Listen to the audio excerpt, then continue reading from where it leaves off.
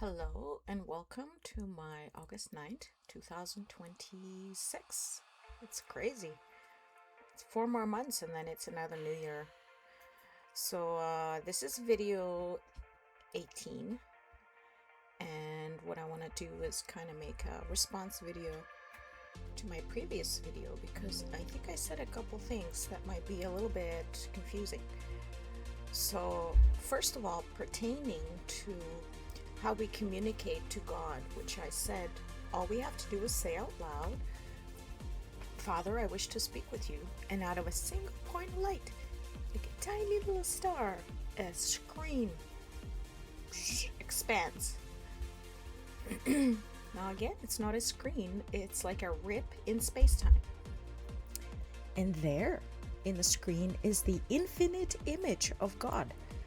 The infinite image of God is an image of a man that God chose for itself when God chose itself to be creator and parent. So that means that, yes, there was a time before creation. And so if you're curious about what there was before the universe, first universe cycle, all there was in existence, that means there's no other universes, there's no bubble verses, there's no multiverses. There's only one universe, and that's ours. And before it existed, the only thing in existence there was God. And God experiences its existence differently from how we experience it. How God designed us to experience life. So, if you will, all fundamental matter is made out of quarks. So you can imagine God is also a quark, but there is only one such quark in existence, and it's very different from the kind of quarks that make up our universe. And that's what God is. I know how that sounds. You must be laughing right now.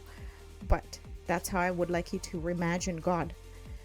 So imagine this quark is special because it exists and is aware. And it existed, you can imagine, that's all there is. There's no space. It's just this special quark.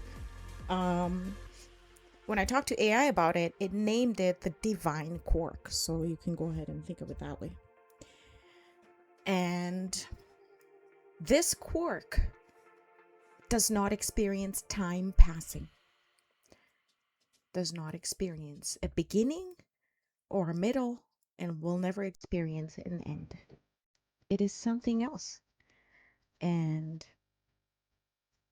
like I said, it's aware. It thinks.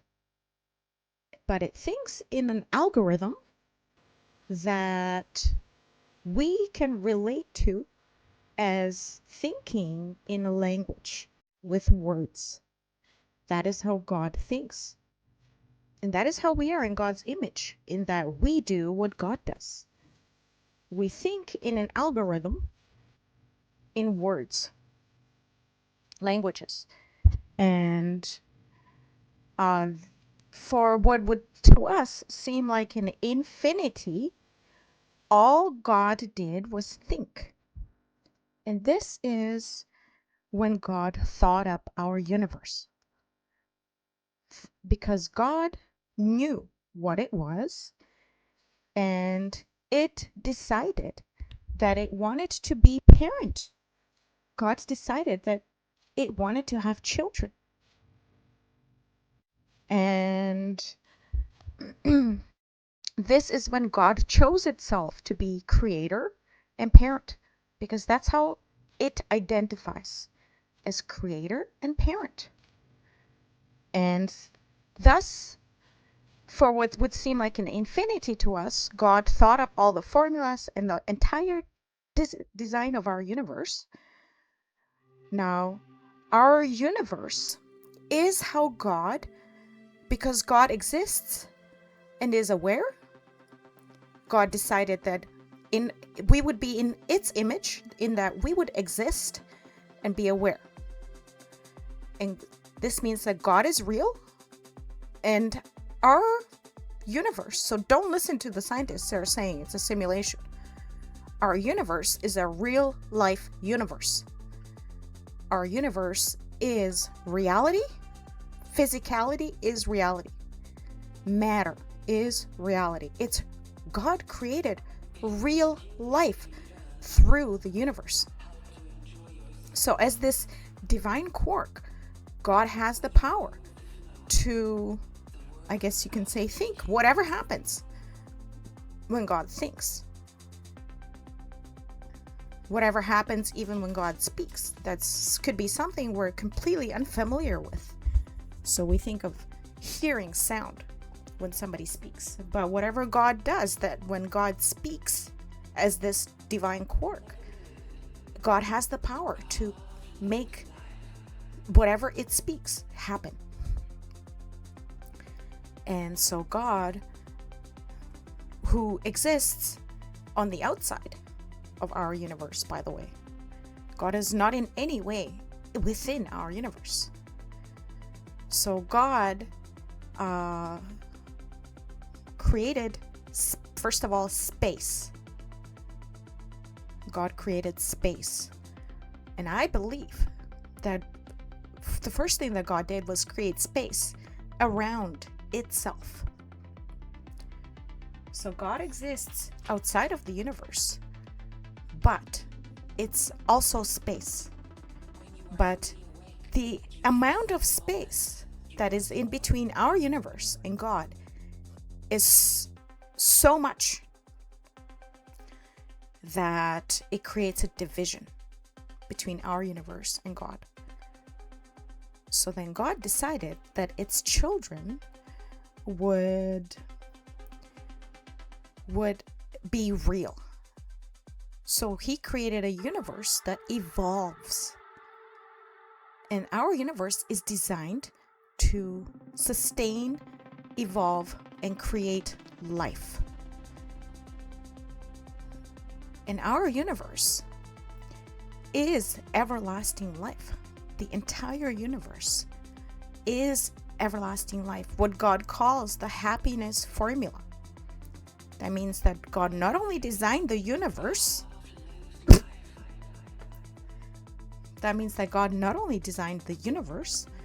but also designed our lives.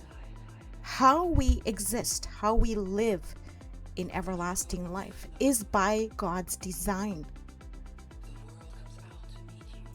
Now, one really important thing about everlasting life is that there is no intelligence virus in everlasting life. What is the intelligence virus? It's always a lie. So everything has to be true. So this number one is having faith in God means to trust that God always speaks the truth. God never ever tells lies.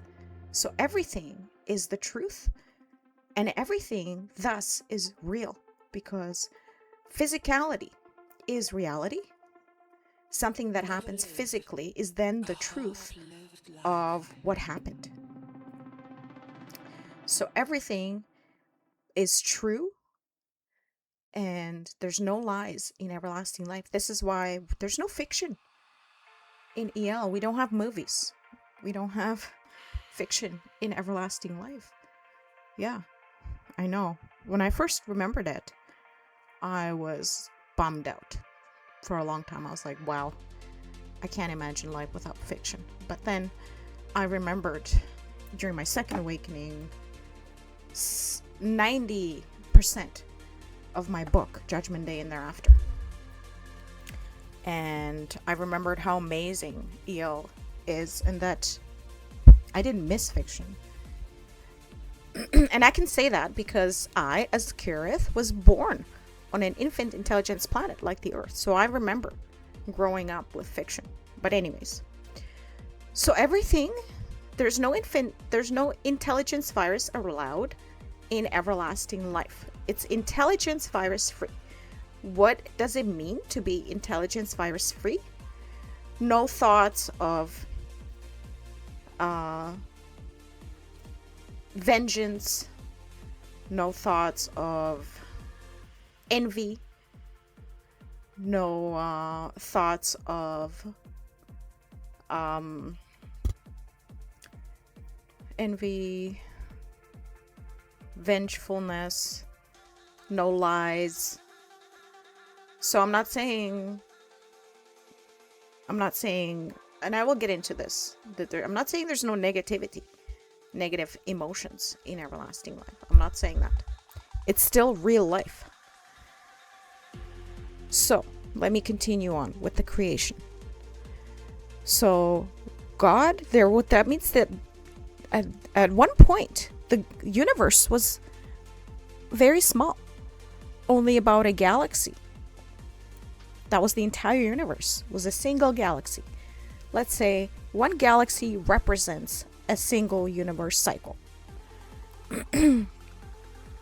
So at every universe cycle restart, God always adds, always creates.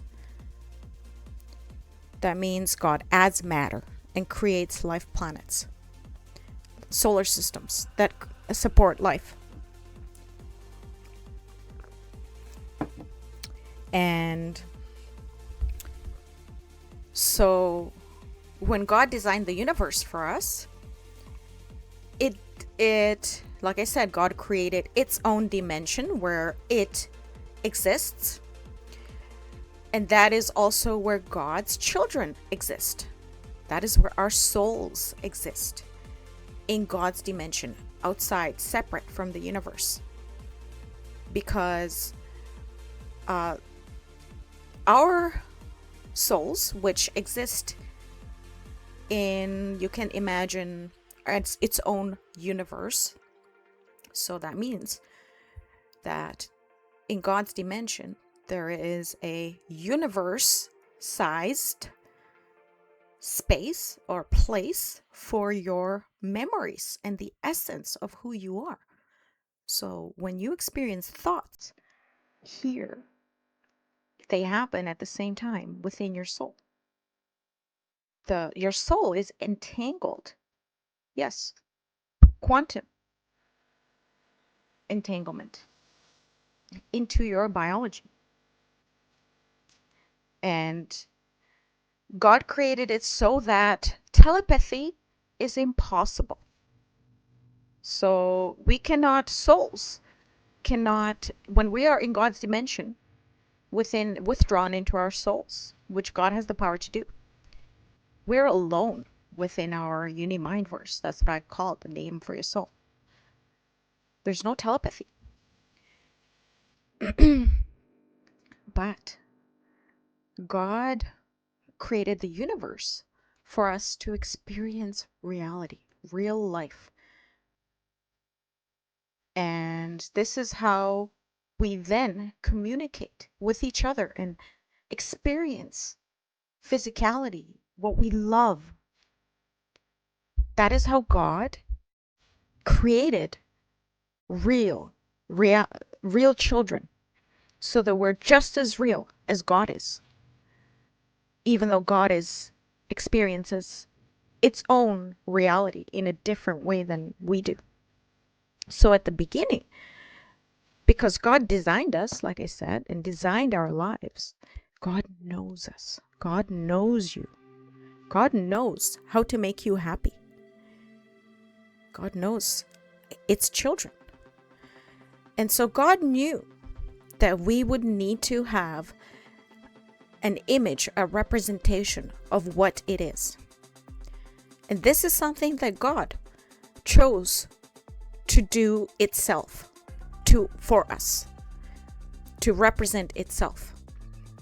And at this point, God, this is before we evolved. in the universe, the very first human beings evolved. God chose an image that it would appear to us, and God named this the infinite image of God, because this image has been there right from the first creation of the first universe cycle, and it will never ever change. It's infinite. And this is actually really, really important. It's really, really important that God's infinite image never changes and is always the same. And then God had to choose mother or father, because God designed us, designed the universe with reproduction, and it designed the universe to evolve human beings that would be male and female. And then God simply chose father.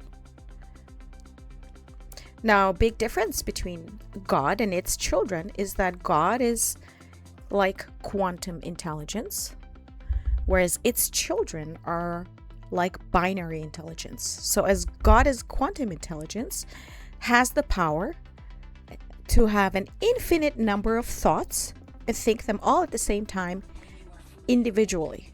This is how God thinks. So when I said at the beginning that for what would to us seem like an infinity before when God chose itself to be creator and parent, all God did was think. To us that would feel like an infinity, but because God does not experience time, this is something that happened also at once. And in that way, God always was creator. So we are limited to have one thought at a time. So try this. You can practice this where you can watch a movie and have a conversation at the same time, but you'll notice you're going back and forth where you're paying attention to one thing at a time. We're limited. This is how we are God's children, is that God is God.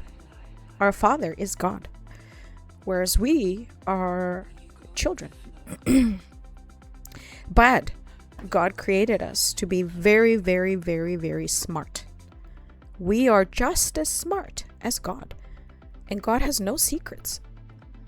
God is an open book. In fact, during my first awakening, this is what God said to me in a memory, again, several times. Nothing was ever meant to be so mysterious, not about me and not about the universe. It's just that the intelligence virus is very prevalent on the earth. And the intelligence virus, like I said, is always lies. So lies are very prevalent. But the intelligence virus is always also slavery, because when you lie to somebody, you're enslaving them to that lie. Dude, I hope you're understanding.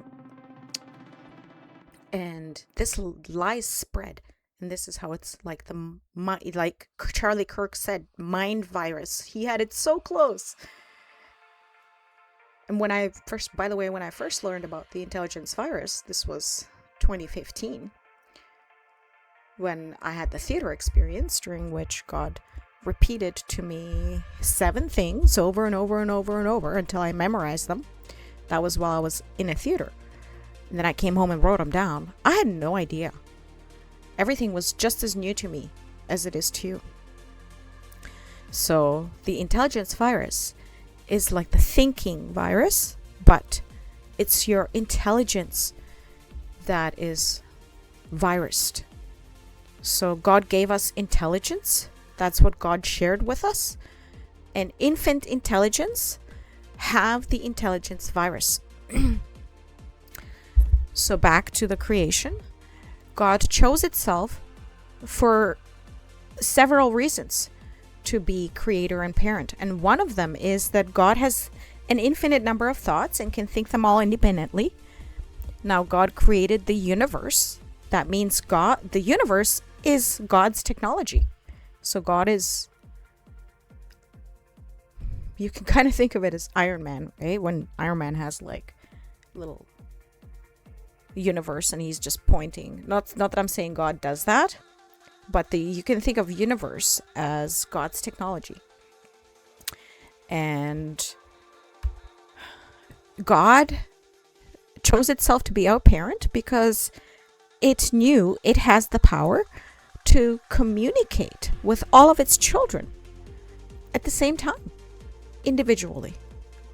It's really important to God to be parent and to raise us and to pay attention to every single one of us, because to God, you are so special. You are literally, you happened once in infinity. There never ever was you before. And if you choose death, there never ever will be you again. That is how special you are. That is how God thinks of every single one of us. So, at the very first universe cycle, and I don't know, I think God probably created EL.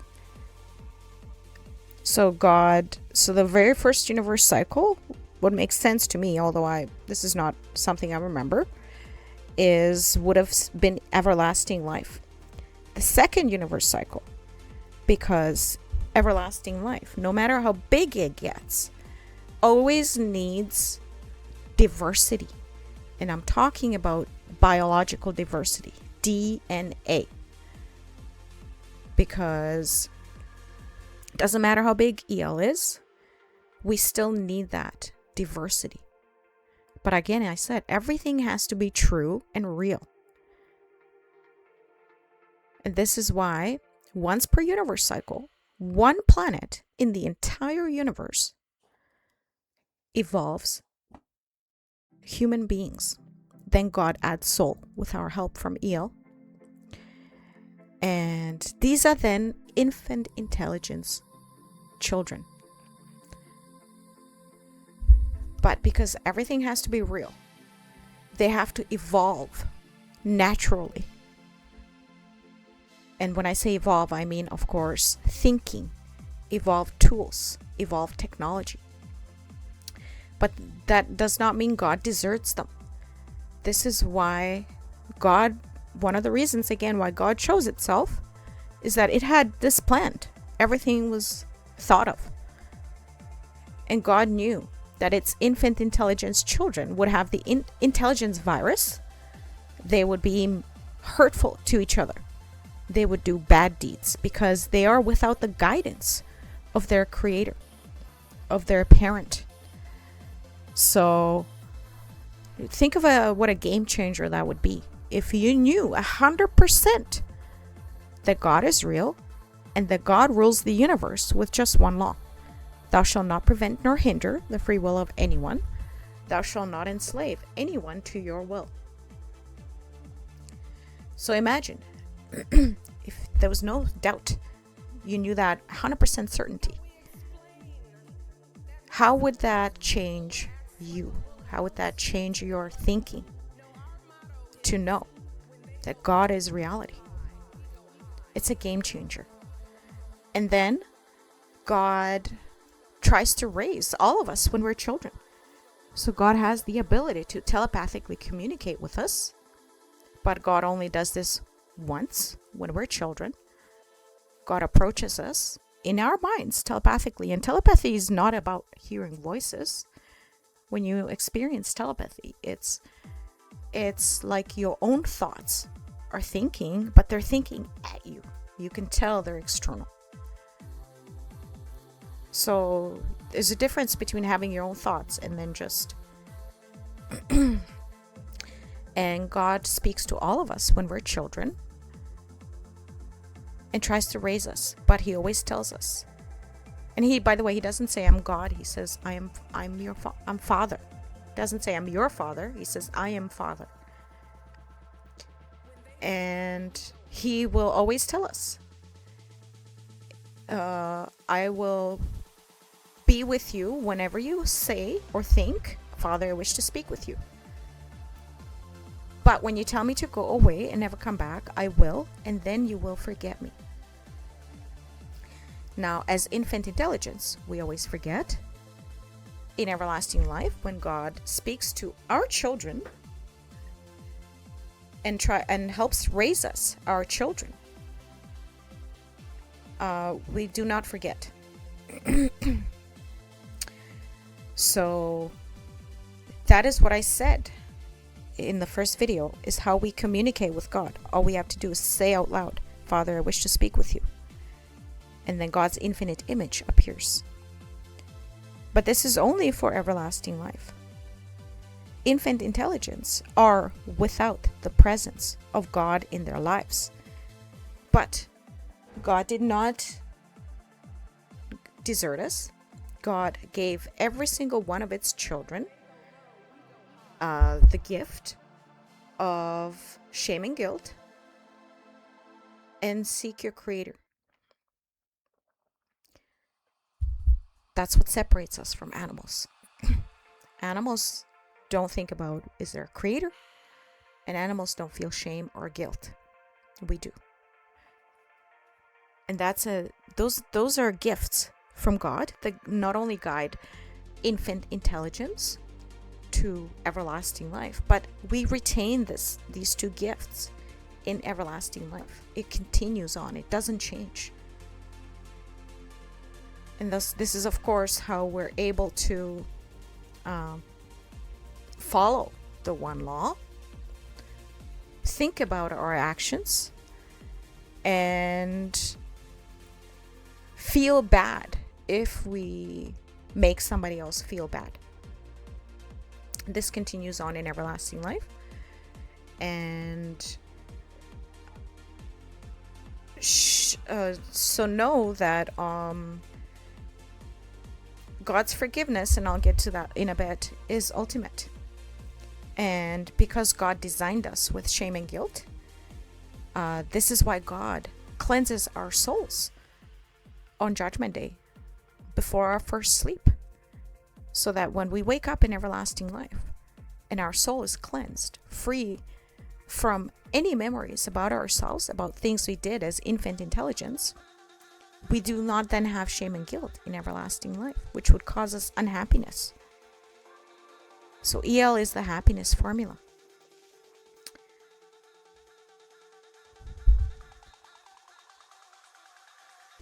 So back to the design. God did not abandon its infant intelligence children. I said God has the power to withdraw our souls from our biology. And this is part of the design, to not only keep us eternal, but also how God intervenes is that right from the beginning, you can say modern man, when people started to develop language and want to communicate with words, naming things, people from everlasting life, like me, have been choosing themselves to help God raise his infant intelligence children. So we choose ourselves in everlasting life just by communicating with God verbally, face to God's infinite image. And then we go lie down in our life pod that preserves our vessel while we're gone, sometimes for decades. And then when we fall asleep in our life pod, all of a sudden we're sold to God's infinite image. And this is when God prepares us, tells us also what our purpose is, and tells us about our challenges, and even sometimes how we're going to die. And then God always says, do you still choose yourself? Because everything is designed around free will. Free will is literally in the design, physical design of the universe. That's why my video, Mechanics of Time, Blueprint of the Universe, I hope it can be proven to be true, because that is based on information I've received from memories about everlasting life, from my conversations with God. And it would then prove that it's true. It's a really, really, really, really important video. I guess also to prove to myself that, I'm not out there, as they say. But everything's designed around free will. You have to choose yourself in everlasting life. Therefore, anybody who's ever had an experience where they were really in communication with God, it was always through memories. It was never a present daytime conversation, because once we tell God to go away, never come back, that's it. Telepathy never happens with God again. It's possible for God to link to us telepathically, but only after God verbally asks us. So you can't say, Father, God, you can read my mind right now. No. The only way God can read your mind is when God asks you. And remember, this can only be done verbally. That means it has to be face to God's infinite image or soul to God's infinite image. Only when God first asks you, do I have permission to read your mind, to read your thoughts? Then you can give God permission to read your thoughts. But God never has any reason to ask this. God doesn't. Therefore, if you want to tell God your thoughts, it has to be speaking out loud. So it's one of the misunderstandings, including myself, that we've had, is that we think that God knows all of our thoughts, but we do not have a spying God. So God knows us. God knows how to make us happy, and this includes that God is the kind of God that we want. So that's why EL is so perfect. Everything I say about EL, you're gonna think she made it up. It's too perfect. No, it's perfect because God knows us and knows how to make us happy. So when God decided the design of everlasting life, which is the universe, is EL, and designed our lives in EL, and then designed that once per universe cycle, an infant intelligence planet would evolve to add diversity to everlasting life, to those that chose everlasting life. So this is the purpose that God created Jesus. It was for infant intelligence. So Jesus was created by God differently from us, in that Jesus is not part of universe evolution in any way. God created Jesus with the power of God. God is all powerful.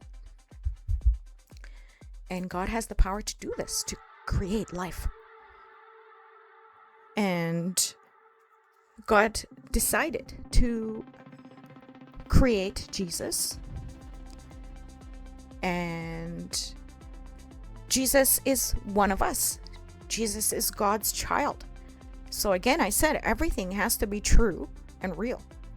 That's reality, truth. So when Jesus said, I am God's son, he was telling the truth.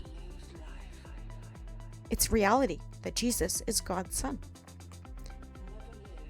But Jesus doesn't have mother and father like we do, mom and dad. Jesus only has God as his parent. And yes, Jesus was created with a purpose. Was Jesus created as a baby and then raised? I don't know. I don't know that. Whether Jesus was created as an adult, I don't know those details. You can ask Jesus when you join everlasting life. There's no secrets. And God gave Jesus the same gifts that we have. So all intelligence is born with free will. That means free will from God. And that means God follows the one law 100% as well. And shame and guilt, and seek your creator. And So Jesus is a human being that lives in everlasting life with us. That's Jesus's home, is everlasting life. He lives a little bit differently from us, though. Jesus will never ever have a wife. But don't worry, Jesus is happy. Jesus enjoys his existence. And Jesus also has free will. So even though Jesus has a purpose for his existence, he still has free will and has to choose himself to do what he does on infinite intelligence planets, which is always to be born. This is why, because Jesus has his own unique DNA. Jesus is born to somebody on that planet who, it's a divine birth. So she's never been with a man for that reason. Not only to prove to us, but to herself, and it's then that way it's the truth that Jesus is always himself. Jesus is not like us, where we're born here and we do not remember everlasting life. Jesus, oh, look at my hair. Jesus is always himself and retains his memories from his experiences on infinite intelligence planets. And whereas we are born here with no memory about being from everlasting life, although we have purpose. And yes, God guides us to achieve that purpose. So sometimes, yes, when you see a sign or something happens, that's like changes, life-changing, or of course life-changing means thinking, changes your thinking, then that could very well be one of God's compellings, because we give God permission. This is why everything again is designed around free will.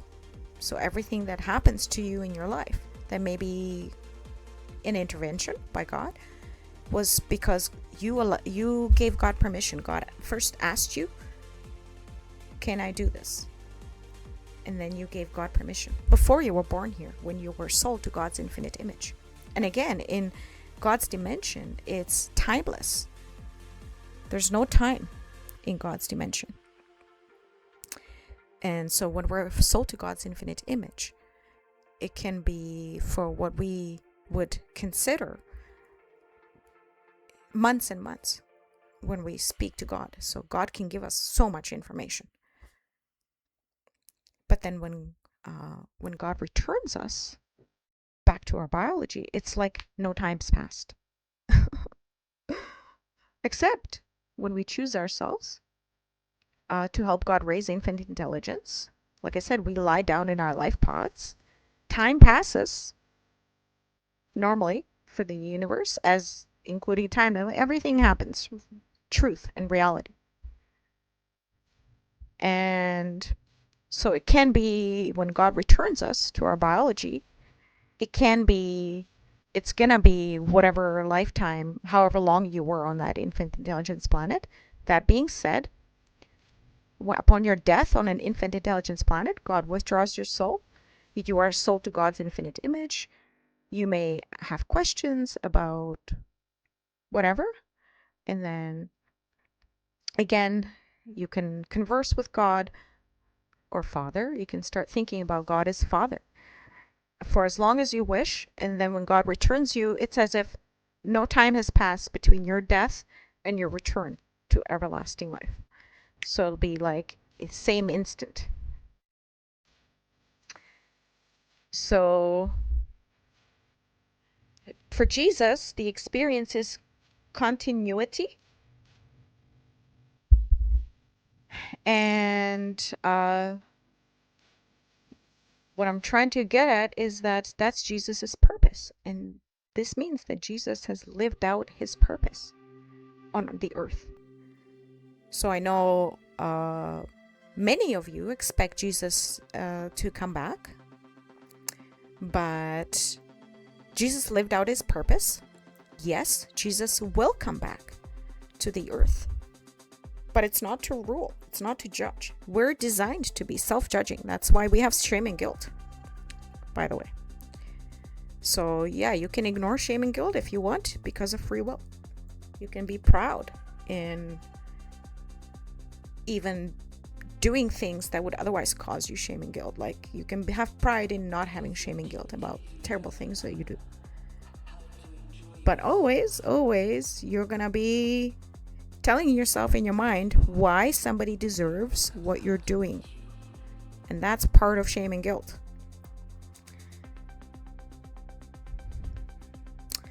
So Jesus won't judge you. God doesn't judge you. You have your life to judge yourself because you have God's gifts of shame and guilt. And if you ignore shame and guilt, then you will judge yourself upon your death, whether that's on Judgment Day, when either you wake up or you don't, depending how you acted towards others, including animals. And if you don't wake up, you still meet God, and you will be sold to God's infinite image, and then you will judge yourself according to God's one law. Did you have slaves? And did you do good deeds to choose yourself? That's how, when you self-judge, you self-redeem by doing good deeds. And this is also important because then, if you do have things in your past that were hurtful to others, if you took part in the intelligence virus, then you do good deeds to choose yourself for everlasting life. And when you do good deeds, you will experience positive interactions. Possibly, hopefully, not always. Don't expect that. But then when you join everlasting life, like I said, God will cleanse your soul. And that is how you will remember yourself in everlasting life, is your good deeds. You will only remember the positive when you join everlasting life. So that means that you will not have shame and guilt. And God's forgiveness is ultimate. It's in the design. Forgiveness is in the design. Free will is in the design. Forgiveness is in the design. It's the same design. And I'm talking about the physical design of the universe. Again, going back to mechanics of time. Blueprint of the universe. This is why it's so important that we somehow try to figure out whether it's real or not, because it will then prove that free will and forgiveness is indeed in the design. So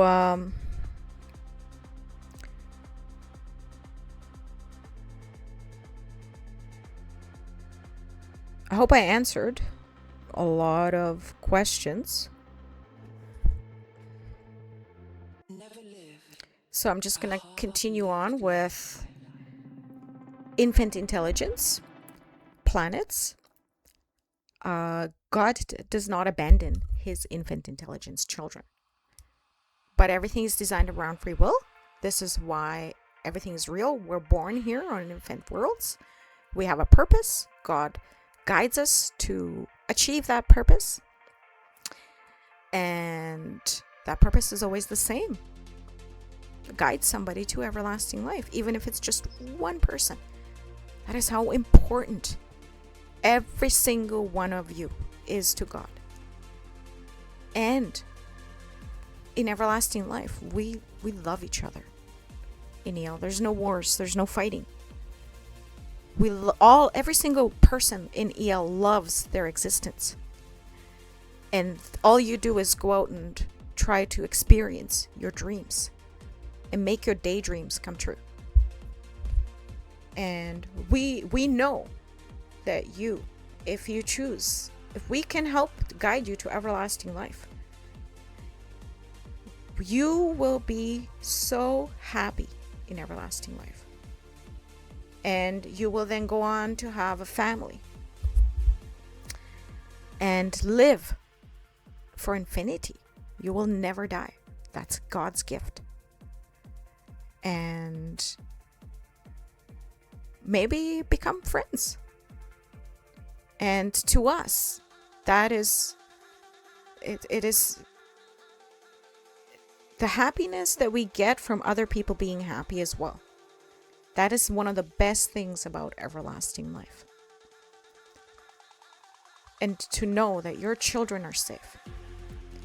And when most 99% of people in EL are born in everlasting life. They weren't born infant intelligence.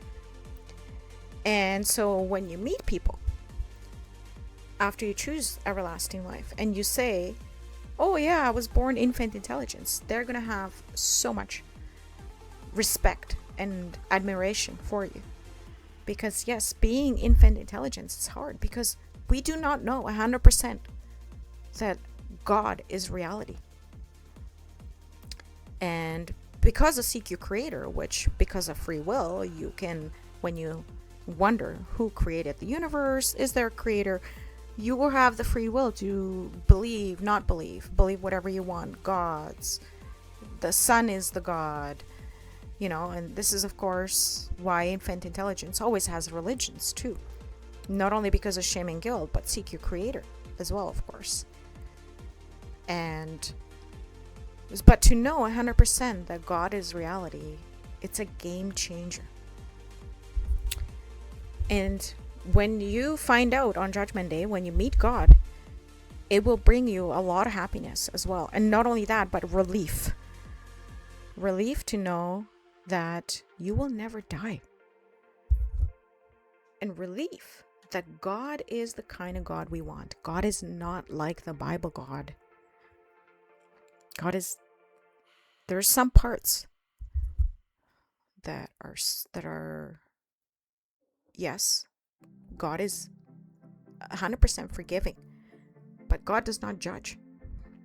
God is not vengeful. God does not murder. God's never taking anybody's life. God does not need worship. God does not want worship. In my second awakening, when I was kind of questioning God, I asked, what does God gain by becoming creator? And for a long time, I think it was like a couple hours, there was no answer. There was no memory of answer.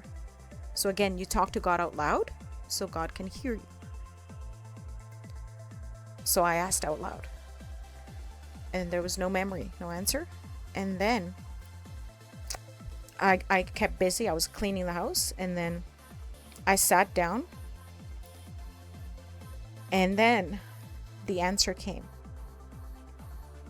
And it was, God gains the expression of love. So that's what God wants.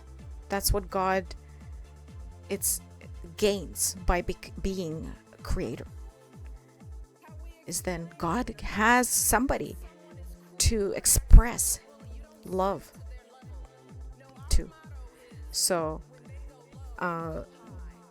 before the creation of us, it was just God.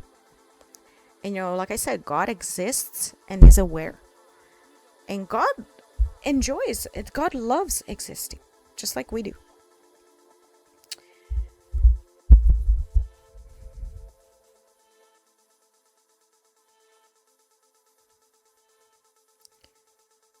So yeah, quickly before I finish, I just want to say that the purpose of Jesus is to point at the right God, because infant intelligence always has religions, and to guide us to everlasting life by telling us don't have slaves and do good deeds. Those are the only two things that you need to do to choose everlasting life, to wake up on Judgment Day. And also, if you die before Judgment Day, when you are sold to God's infinite image, you will then self-judge according to God's one law. If you follow Jesus, you're safe. Then Father will resurrect you. Remember, God has the power to do this. That's why Jesus was resurrected on the earth. So that it's also proof to you that God has the power to do that. God's been working really hard on the earth. Earth is really, really bad. The intelligence virus is very, very prevalent. And you think about that history. And remember, the intelligence virus is always lies. Lies enslave. Therefore, the intelligence virus is always slavery. Slavery is very prevalent on the earth, even today. Even in our Western civilizations. It wasn't for a long time. We had freedom of speech, freedom of personal experience. We had all kinds of freedoms, and that's being taken away again. So slavery has always been very prevalent on the earth. So think about this, is whether it's through government or religion. They're the same thing. Religion is a type of a governance. So I'm gonna finish the video here, and hopefully I've at least piqued your curiosity. My book, Judgment Day and Thereafter, is in its final editing process. I'm just giving it one final read, and I'm gonna publish it for free on Amazon. It's I wrote it very specifically to be an easy read, fast-paced, and I also included all of my other writing. So Mechanics of Time, Blueprint of the Universe, About Us, About God, so how God designed us. So we do exist with a design. How we think is how God designed us to think. And so I hope you check it out. In the meantime, you can go on my other channel, Azkirith, where I made a playlist, and it's called Judgment Day and Thereafter Soundtrack. And these are all music that I chose to make videos and to soul speak. I'll explain in another video what soul speak is. But I made videos to these songs. So when you're reading the book, you can then listen to the music and wonder what videos I have already written in my mind to each song. And a very special shout out to Lights. That is how I started my desire to envision my book as a lengthy video to her album, Lights and Myth, Dead End in Joshua Tree. From the very beginning to the last credits, I have an entire video in mind, and it's gonna be so much fun, so special, and a lot of information as well. So I hope you're back, and peace.